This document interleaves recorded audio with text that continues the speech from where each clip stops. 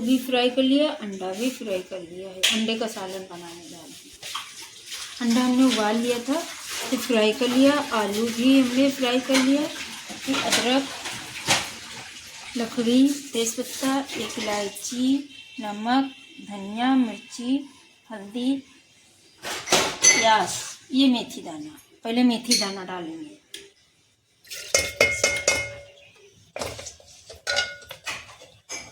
मेथी थोड़ी सी हो जाएगी फिर प्याज डालेंगे।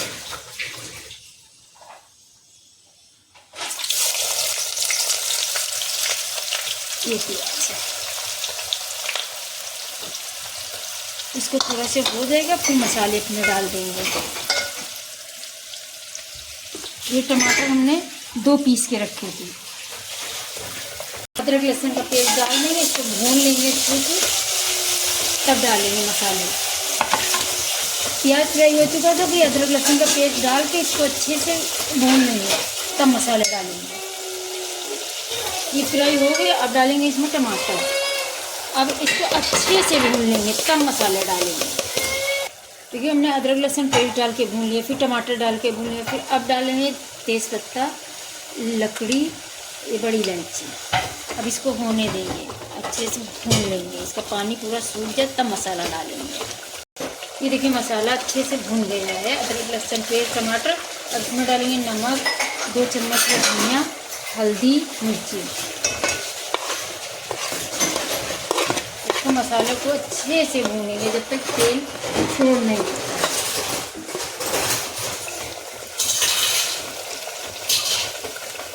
2 मिनट तक अच्छे से भूनेंगे।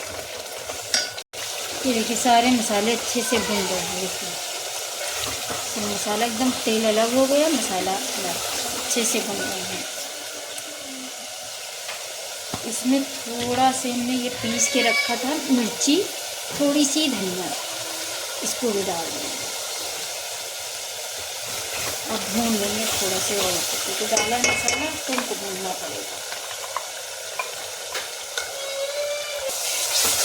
ये देखिए अच्छे से मसाला भून गया है, तेल अलग मसाला अलग हो गया। अब इसमें डालेंगे हम आलू।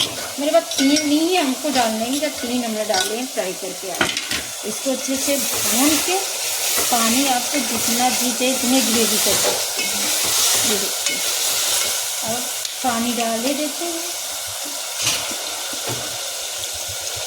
थोड़ा सा जब पक जाएगा तब हम अंडे डालेंगे। आलू जब थोड़े से पक जाएगा तो देखिए 2 मिनट के बाद अच्छे से पक रहा है, मगर हम भूल गए थे ढकना। अब हम डाल रहे हैं इसमें अंडे।